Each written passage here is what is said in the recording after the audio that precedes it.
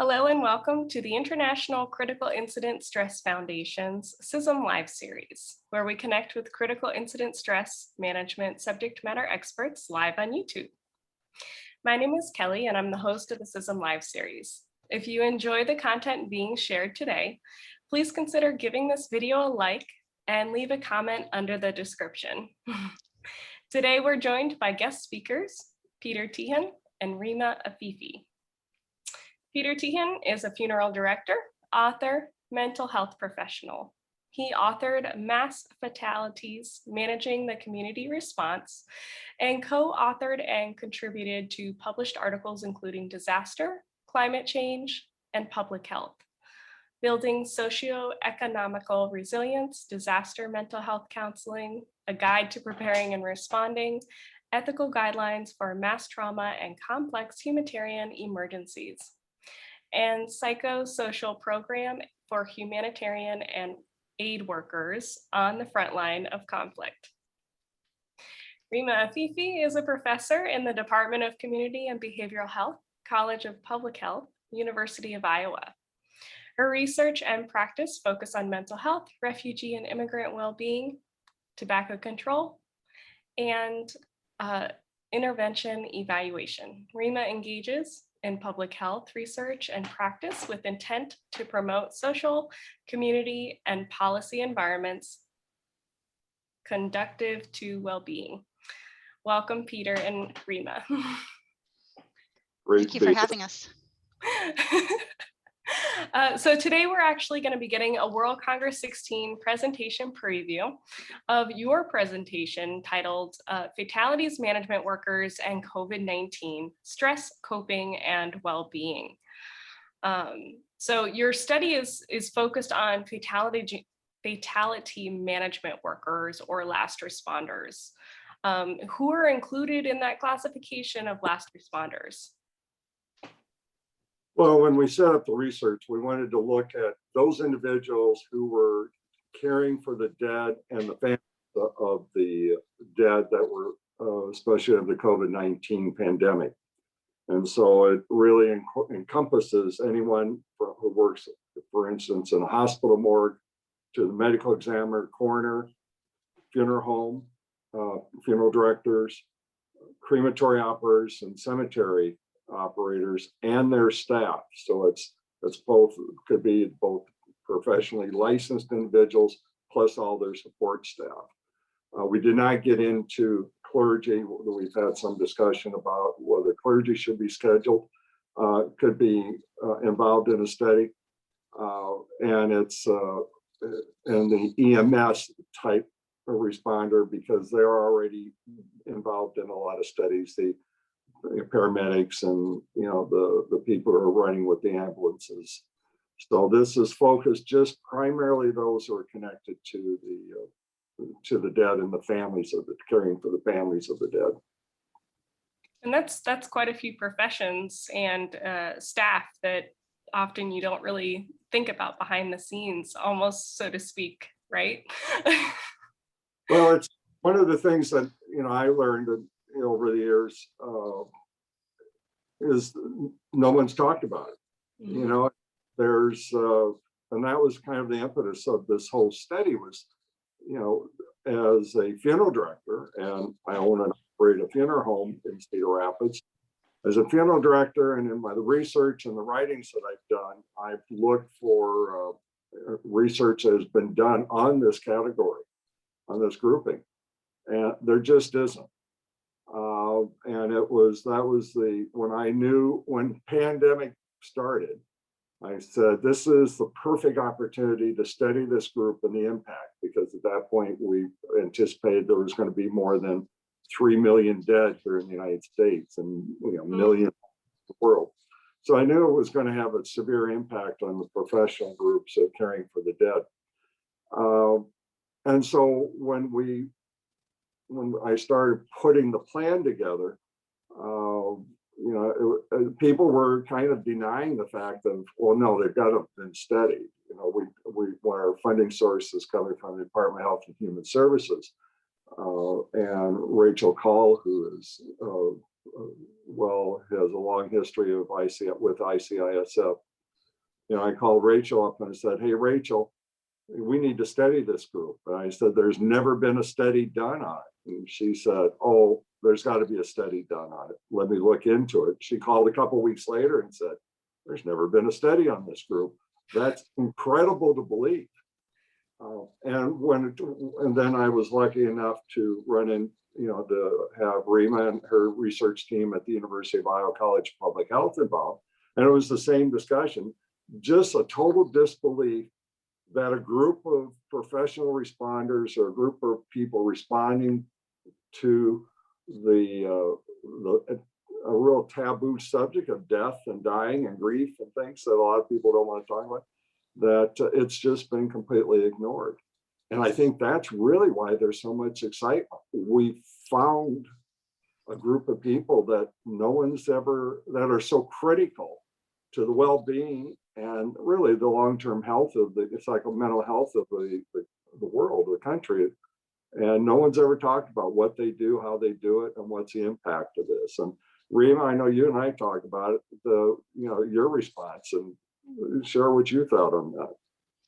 Yeah, thanks, Peter, for just sharing all that, because it's absolutely what happened. So Peter first reached out to us, and I think February or March of 2020, with this idea of, and I think, Peter, as you mentioned, Kelly, in your introduction, Peter has been involved in many, many, many emergency situations across the world in support of, the work that he does and mental health.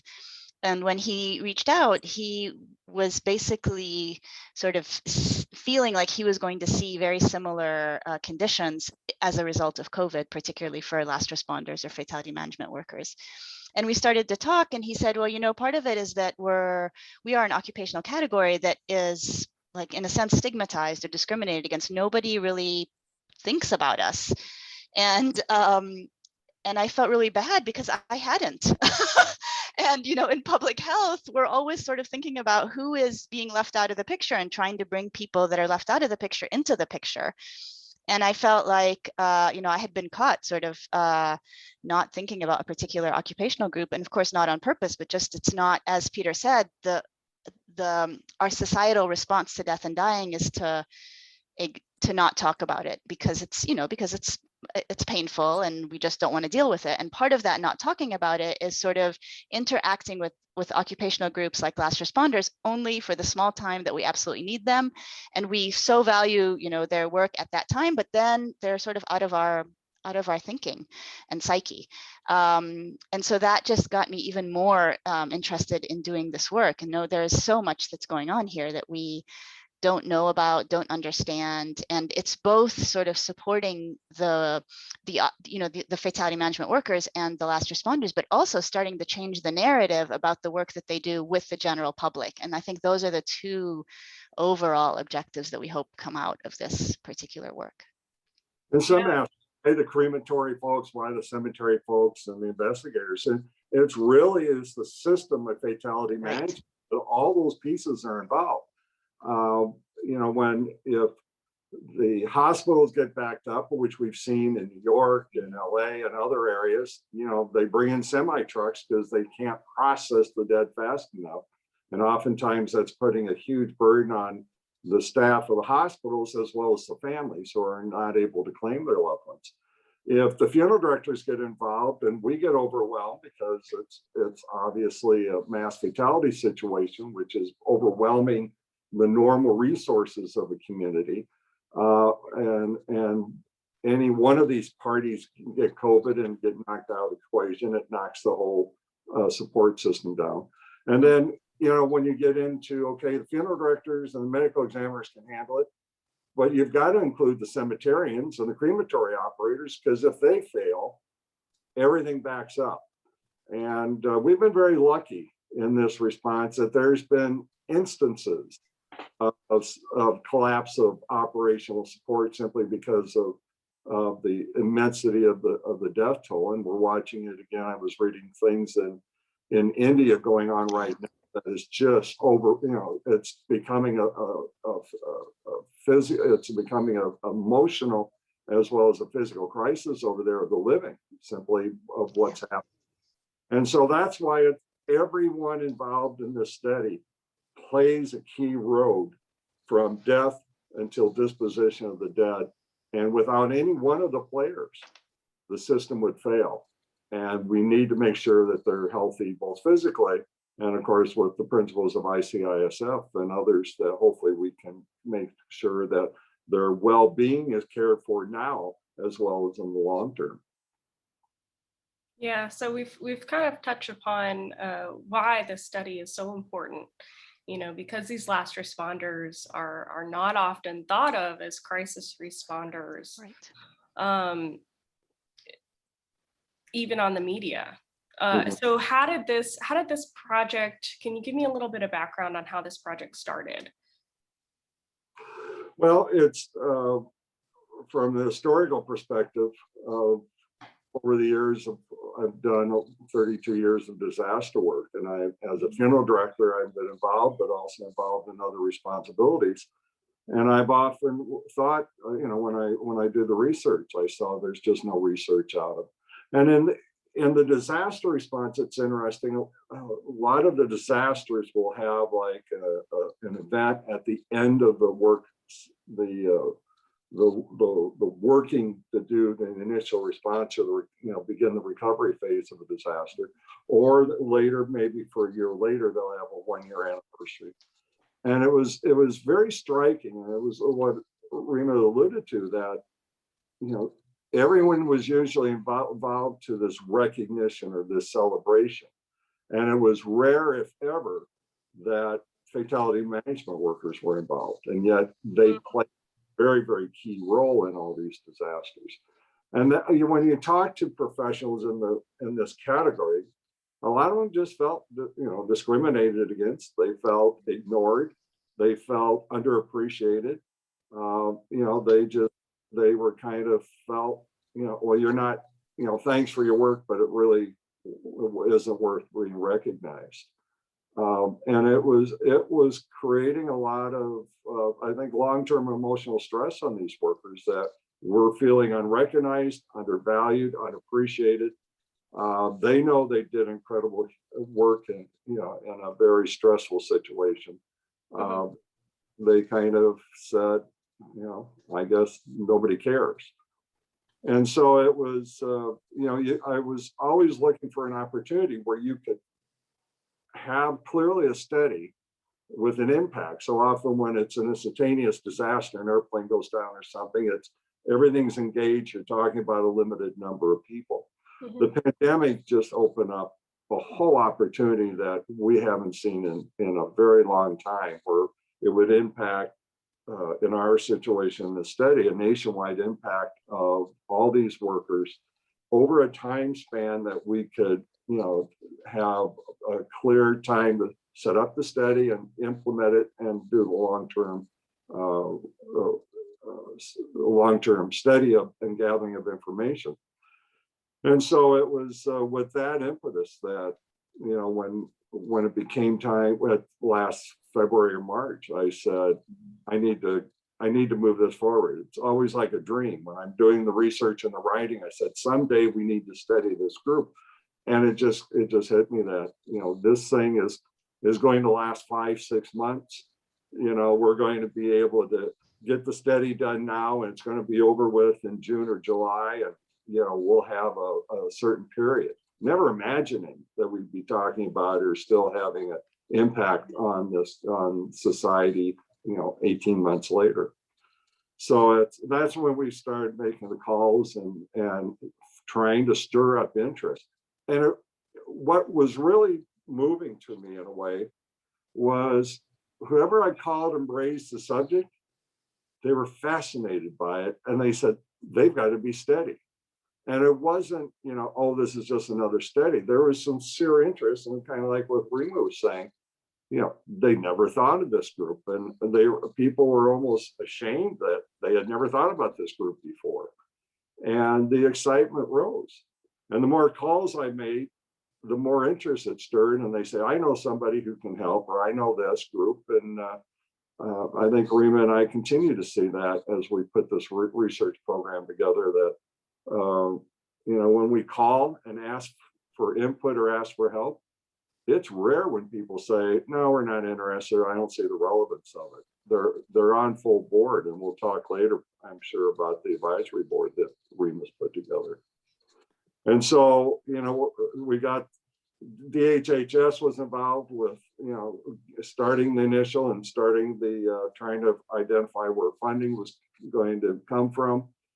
We needed a research team, so I'm adjunct faculty for the University of Iowa, but now with the College of Public Health, though I lecture at least once or twice a year at the College of Public Health. And so I reached over there saying this is appropriate for public health. They put me in charge of Rima, not in charge of Rima. They connected me with Rima, and we've been doing this all virtual. Yesterday, we did a meeting, presentation. That was second time in the last 2 weeks over, you know, all this time we've been doing it Zoom. So it's been kind of fun the last 2 weeks to actually sit across the table, work it all out. And it's a partnership that's just amazing. Well, that brings me to my next question then, Dr. Rima. What motivated you to become the lead researcher for this study, and kind of walk us through the methodology used throughout this study? Thanks, Kelly. And please just feel free to call me Rima. Yeah, I mean, I think I said a little bit why I was interested. It was just one of those sort of aha moments when there's a whole occupational category that I hadn't even thought about.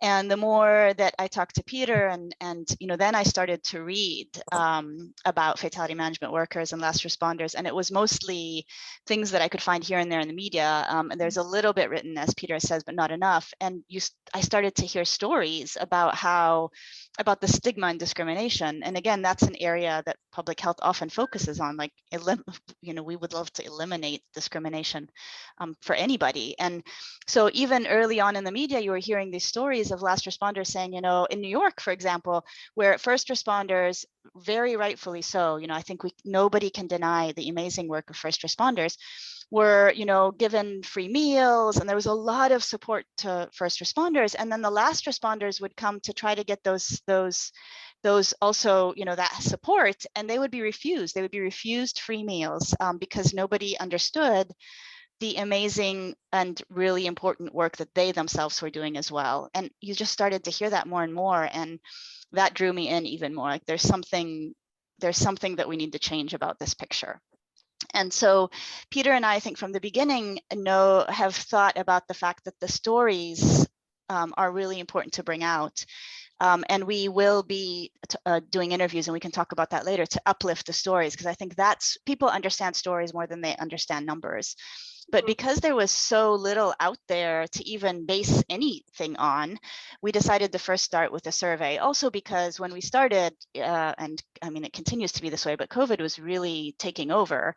And we wanted to provide something that people could do on their own time, you know, on a computer. Like, you didn't have to talk to me and set up a meeting with me and, you know, to do an interview. Here was a link. When you're ready, you know, go do it. We thought that was just much more manageable at the time that we were in with COVID.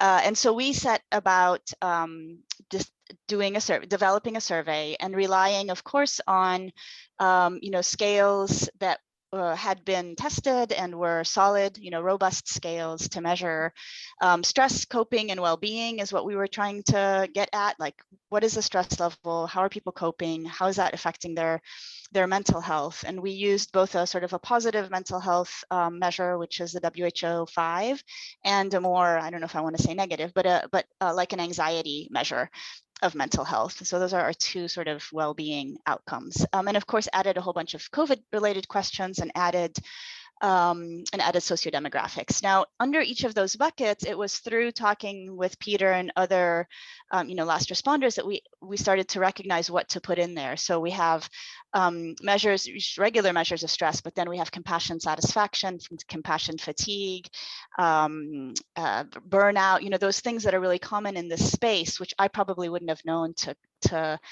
put in there. And I think that's what's really important about a partnership like this, or any research partnership, is that I bring in particular skills that might be methodological, but I don't know the occupation. And without Peter and the group of fatality management workers that we're now working with, First, I would probably create tools that were not necessarily relevant or appropriate or effective. And second, I might interpret results in a way that wasn't appropriate. So it's the partnership, I think, sort of in a community engaged approach, right? The partnership between researchers and practitioners on the ground in any field that really make research strong and relevant to communities and the ability to make change. So we developed that survey, and again, with Peter's guidance, reached out to associations of last responders, and we had 9 associations say, we sent out to more than 9, but 9 at the time said that they were willing to send it out to their membership. So again, research, there's a lot of ethical considerations in all research, and so of course our research was approved by our institutional review board. But part of those ethical considerations is that, I don't need to have access to names and, emails. That's not, that's inappropriate. And so what we did is we just basically sent a letter to the president or executive director of the association, and they sent it out to their membership. So there was no direct link between myself and any of the members. And then we sent 2 reminders. So there was about 3 weeks that people had to respond to the survey, and we sent it out mid-July, closed it at the end of September, and Peter can talk a little about our response. And basically it was a long survey. It was about 35 minutes long. And then at the end, we asked if people were willing to be interviewed or willing to take a follow-up survey, and we can talk about that later. And if they did, then they sort of closed that survey down. So that survey remains anonymous. We have no identifying information on that survey. But it took them to a separate survey where they could put in their name, number, and contact information only, so that we could recontact them at the time of the interview or next survey. And that's okay ethically, because they have given us permission to do that. So again, I just want to make sure that this was done with the IRB and in all of the ethical considerations of research. Of course, and I appreciate you kind of going through those steps for sure. So how you kind of talked about the comprehensiveness of the study. What would be the next phases of the study? Well, Peter, do you want to? Yeah, I want to up for a second. We just looking at, if we're talking to a group that has never been asked their opinion before, and never, how are you doing, and how are you coping with this? You kind of wonder how many are going to take the time to do this 35-minute survey that Rima's talking about, and be willing to invest that time into being part of a project. And if, there's a lot of folks with ICISF do research, and you kind of know that you're putting out probably thousands of these surveys blindly out through the associations. We have no idea exactly how many went out. All we know is what we got back. And Rima set me up early on. She said, with a study of this size and with this type of group that's never been studied before, expectations were kind of at, well, if we get 200 responding to the survey, we consider it, the good numbers, the good response. Mm-hmm. And 200, I said, wow, that just doesn't seem like it. And then, the phase that we'll talk about next, that Rima will talk about next, is the oral phase, where people have said, I'm willing to be interviewed by someone to go deeper into the subject. They were hoping to get 20 who'd be willing to be part of that process. And then another phase of it would be, we did a survey in the beginning last summer, and when COVID is over with or to wrap up, we asked people, would you be willing to take this survey again? And again, how big of a number? And they said, well, probably a small number of that 200 group. We were blown away, at least I was, and I think Rima would too. We had over 700 and some responses. Now, some of those we did not incorporate into the final study simply because they were not complete. Mm-hmm. But completed responses of people who wanted to participate in the study is 535 people, when we were hoping to get 200. When we're looking at the study and hoping that 20 people would find this interesting enough to be able to do an oral interview. Mhm. And we have 130 people that want to be part of the oral interview project. And I think almost half of the people who responded to the first survey are saying, we want to be part of the second survey. And so everybody from the research team, government partners, and the advisory board that we have, are just blown away that they know that there's a lot of hurt out there. They know there's a lot of interest out here simply by the overwhelming response that we've got from the study so far.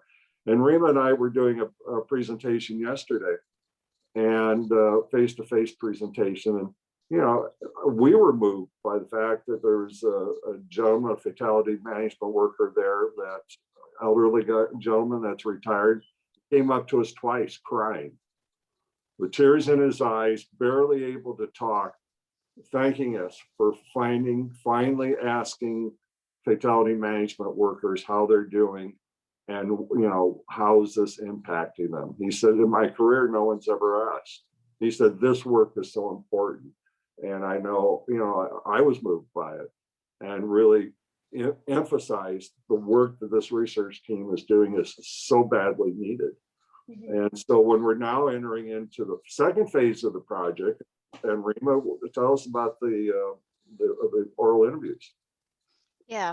So, I mean, I think two things. The other issue to remember is about the numbers, and our lower expectation was this was at a time when we know that last responders were really like overburdened by the number of COVID deaths, in addition to the regular, deaths that happen, usually. And so, seeing the response, despite the fact that everybody was very overburdened at that time and continues to be, I must say, that even was more of an indication of how important this was and how much it was giving a voice to a group that hadn't really been given a voice before. There's something else I wanted to say before I go into it'll come back. From the beginning, I think we were very clear that this work isn't research for research's sake, because that wouldn't be helpful at all. So the whole intent of our work from the beginning has been that this research provides information that can be used to create environments that are more supportive of health and well-being of last responders. And so we've had that in our minds as we've gone forward. So what do we need to understand to be able to develop programs or interventions that support these workers in the job that they do daily, with or without COVID? It's stressful. I mean, as Peter said, COVID sort of provided I hate to say an opportunity, but provided a space where perhaps the issues became much more salient. But last responders are continuously faced with some difficult situations in their work, and there is a lot of stress related to that, and a lot of joy, I must say. And I hope we get to talk about that as well, and why they choose to go into a profession, and what gives them compassion and satisfaction in that profession, because we definitely saw that. So then, go ahead, Peter. Right. Another thing that I think is an important piece of the study is a lot of the fatality management workers are small businesses. When we're talking EMS or police or fire, we're talking large organizations. When we're talking even teachers now, we're ICISF, we've done support for response team for the teachers out there and the different groups. This is a unique group, is that only 10% of, for instance, funeral homes in the United States are corporately owned. 89% are individually or family owned operations who have so much less support, so much less community access, because it's, you're a small business, you don't know where to turn to. And that's where, we'll talk later more where ICSF membership can help, because these men and women in these fields, cemeterians or crematories, funeral homes, and investigators have all said, I've felt alone. I didn't know who to turn to. And that's why I think this next phase Rima's going to talk about, the oral interviews, is going to open up an incredible opportunity to hear their words and see how this is impacting them. Yeah. So the next phase is to go to interviews, and we're starting that hopefully within the next month. We're in the last phase of the IRB process to make sure that, again, we're being ethical in all of the considerations related to the interviews. And we will be reaching out to those who have given us permission to call them back to talk to them and hear the stories. And again, like I said, I think the stories resonate a lot. And we heard even yesterday, part of what we were presenting and also having a discussion with the group we were presenting to yesterday, who were all last responders. And I mean, their stories were, just so touching, both in terms of the stress, but also in terms of the coping and how they managed, and how they were able to stay true to the values that they bring to this profession. And there's a lot of value-driven work that happens in this profession. So we're doing those, and then we are going to be doing a follow-up survey to try to see change between last summer and this summer in terms of people's responses. And again, those will be linked in that people that gave us permission to recontact them for the second, we can recontact. Again, without names, there's a code on each of the surveys, and it's the same code, and they know the code, I don't, and so they can, that's how we connect the two surveys. Gotcha, that's an important thing to note for sure. Thank you. So what have you guys learned from the study so far, and how will this information be used? Rima? Okay, so we've learned a lot.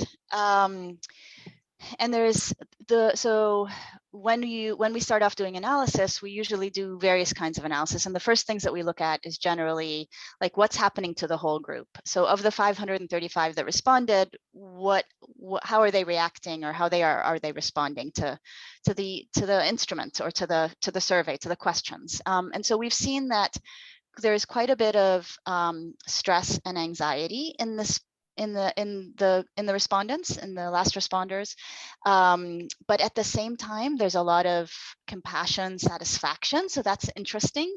And there's a lot of these dichotomies where you see the stress of the work, and at the same time you see what keeps people in the job, what brings them joy in this job.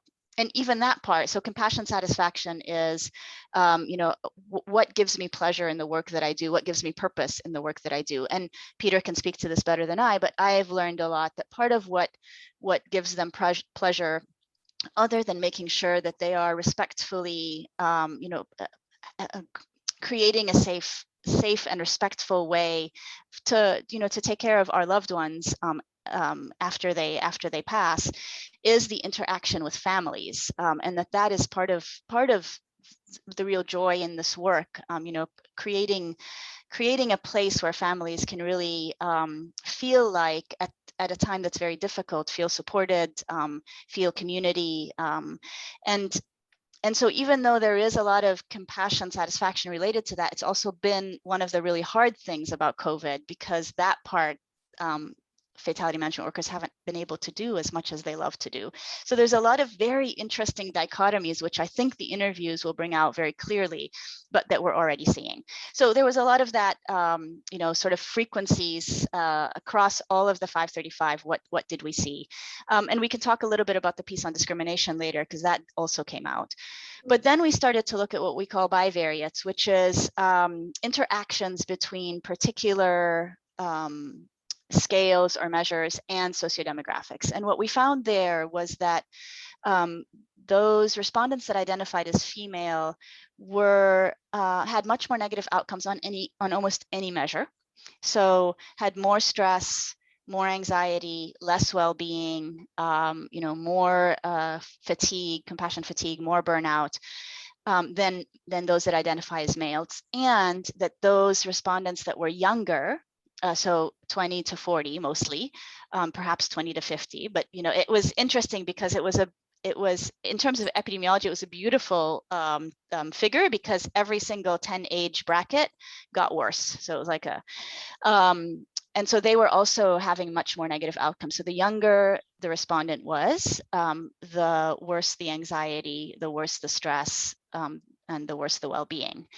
And so that has also gotten us to start thinking about and talking about the implications. What does this mean? Why did it happen? Why is it harder? And there's a lot of interesting, I think, suggestions that we can make.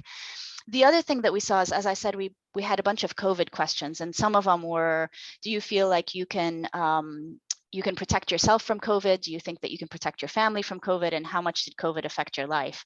We also found that those 3 COVID questions were very much linked to people's well-being. So the less they felt they had control over protecting themselves from COVID and protecting their families from COVID, the more anxiety they had, the more stress, and the less well-being. And the more that they thought that COVID had really affected their lives, also, the worse the outcomes were. So those are some of the preliminary results that we're starting to see. Do you want to add, Peter? Yeah, I think well, we mentioned the discrimination, and we alluded to that earlier. You know, the discrimination against this group of professionals, or group of fatality work management workers, came from even the basic essentials of getting PPE. You know, where they were told, well, what do you need it for? Getting the vaccinations. A lot of them were, you know, said, you know, we were under the CDC, this classification was classified as 1A. And yet when people were trying to get the vaccines, they said, well, what do you need it for? And we're oftentimes turned away. So it's that minimalization of that put them at risk even more, because they weren't getting the equipment they needed, the support they needed from, you know, getting protective equipment, but they even do the vaccines. And as I alluded earlier in the presentation, you know, this chain of events from death till disposition is critical for the well-being of our countries, both physically as well as emotionally. And the care providers were being discriminated and say, you know, what do you need it for? I think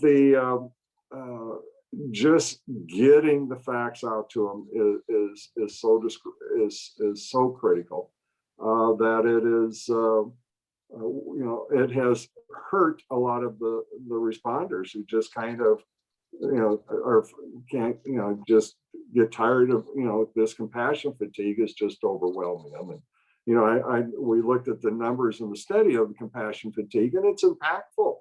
And you're already in a profession that is having a problem drawing enough people into the profession. And I think we looked at what 50% of the people are saying that they're looking at, or 25% of the people are saying they're looking at leaving the changing jobs. And that is just going to put this whole fatality management workforce in major jeopardy, probably over the next few years, as people just say, I can't take it. I've had 2 employees myself, students who were in mortuary school, that left because they never thought they'd ever have to deal with pandemic. And, you know, they were younger and they just didn't want to expose themselves or their families to it. And they left. And that, you know, really is going to have a broad sweeping impact on this profession, and emphasizes even more why we need to create programs afterwards for this professional group, and why we need to turn to groups like ICISF and others to help us use your resources to get support finally to this group of people that for, you know, forever have basically been ignored. So those results, we'll go into more detail at the Congress on the results and show all the graph and the charts and the numbers. But yeah, I think they're really revealing. I think that, you know, add to this, add the numbers that as they're being interpreted and presented, that the research team is doing such an incredible job at, is going to create a very healthy discussion, hopefully. And the oral interviews will simply add, you know, strength to that documentation to say, you know, the emotional well-being out there of fatality management workers is needs to be attended to for the well-being of everyone involved. So once the study is complete, then what do you plan on doing with the information that's gathered? So I think this might get us to, it's a good time to talk about the advisory committee. And so similar to what I was saying earlier, in terms of a community engaged approach, very early on, we create, I don't know if created is the right word, we established an advisory board, and it's composed of fatality management workers. So the organizations that sent out the survey were invited to join the advisory board, representatives from the organization, and then the research team. And that's been invaluable in helping us to understand where to go next, helping us to understand what the data means, all of it, what types of questions we should ask. So I can give two sort of really concrete examples. One was when we were getting ready to do, and there are many concrete examples, but when we were ready to do the survey, I was really worried because, again, we were getting to that point. It was in March that we were starting to talk about the survey, and we had a surge again in COVID cases across the United States. And I just kept feeling like this is just really not a good time. I don't want to add burden. Maybe we shouldn't do this at all. I mean, I was really sort of thinking, and so I brought it to the advisory because I thought that's my perception as an outsider, but, they know the profession much better. And they were saying, no, absolutely. People are feeling like they really want to talk. And so we should continue to go forward with the interviews, but we might need to be really flexible in when we do them. So it might have to be at night, or it might have to be, over the weekend or sometime. So just preparing us as a research team to be really flexible in offering up opportunities to do interviews, which we of course will. And the other one was in the interview questions themselves. So we drafted the interview questions, and then we sent it out to the advisory board and had a meeting. And we got really amazing comments and feedback about things that we hadn't asked right, or that we hadn't thought to ask, or, and so I think the presence of the advisory is just so critical in our movement forward in a way that's intentional and relevant and helpful. Now, one of the things that was very interesting that the advisory board brought up is, I think we had been moving forward with this idea of as I said, this wasn't research for research's sake. How do we use the data? And we were moving forward with using the data after we do the interviews and the follow-up to develop interventions in partnership with last responders that can provide support in whatever way they think the data is suggesting, in whatever way they think would be helpful for them. But the more we talked about it, and the more we started to realize the intensity of the stigma and discrimination, somebody in the advisory board said, I think there needs to be a second intervention, which is a mass media public intervention that starts to change the narrative and the views of the general public towards this occupational category. So I think now we're moving on those two tracks separately, but of course interconnected. One, thinking about what would a media campaign look like that would change perceptions of last responders, and the other one being something very targeted to the needs of last responders for support whenever they need it, or whatever else they consider to be their biggest needs. I think the other benefit of the advisory board that we've been capturing a lot of good information is figuring out where the void's at within the survey, and Yeah. You've identified a group that what was it, 80% were white responders, and Yeah. so we're looking at, and with the advisory board's help, and we've been able to really work at getting the cultural diversity of the groups that we're talking to make sure that we have a true understanding of everyone involved in this. And so that type of dialogue in an operational mode really helps, introduces us to groups that maybe were invited for one reason or another, didn't get involved, encourages us now to go back and reconnect with those groups and say, we need you involved in this and be part of this, finding out what we can do to help in the long term for everyone that's been touched. Yeah, it's super important. I agree. Uh, So next week is World Congress 16. What can participants expect outside of going through all the results of your study? What can participants expect from your upcoming presentation? Well, we're doing two presentations, and so we're doing a general session presentation talking about the philosophy and more of the input of the background of what we have. But I think the workshop session will go into greater detail of what we discussed here. We'll present the numbers that we have and help, Rima did a great job when you were reporting it to do a solid interpretation of the numbers. And I think that's really going to become critical, because if members of ICISF and their organizations are going to help us as we go to what's the next step after gathering all the information that Rima was just talking about. We're going to need all your help. We're going to need, like Green Cross has, stepped forward with Mary Schoenfeld and other groups have already or serving on our advisory board, saying we need to help get this out, because they know the impact this is having on their communities. And that if we, ICISF has always been a leader in helping identify the groups and helping develop programs to get help out to these different specialties. Like I said, back in 1993, we were talking only police, fire, and emergencies, other emergency services, and that's all broadened out. And so, ICISF are the leaders of innovation and leaders of helping people network to solve problems. And so what you're going to hear is probably a plea from us to help us. Help us if you have an interest in serving on an advisory board. Reach out to Rima or myself to get on the advisory board if your organization has good resources to bring to the table, and help us make sure that we can, in your community, reach out to the people in need once we figure out how best to get those resources to them. Awesome. And we'll be sure to place any additional contact information down in the description below. So that way, if you guys need to reach out to either of them regarding this study or getting additional information, we can we'll certainly leave all of that stuff there.